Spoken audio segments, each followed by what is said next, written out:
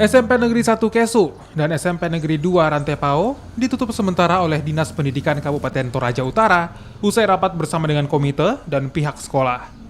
Penutupan dilakukan setelah kerabat dekat dari dua siswa pada sekolah tersebut terkonfirmasi positif COVID-19. Menjawab kekhawatiran orang tua siswa, sekolah ditutup selama 14 hari ke depan dan proses belajar dilakukan secara daring.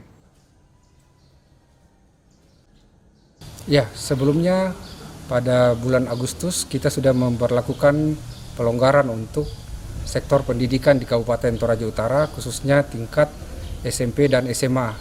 Tetapi pada minggu lalu terdapat peningkatan kasus sehingga ada beberapa sekolah yang merupakan lokasi dekat dengan pasien terkonfirmasi positif.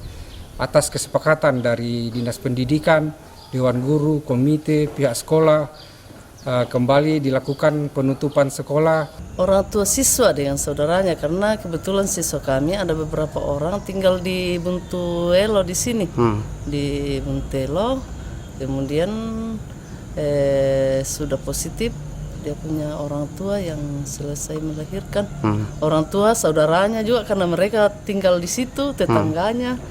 Jadi kami berkoordinasi dengan komite, orang tua juga sudah banyak yang resah menelpon, kemudian dengan Dinas Pendidikan.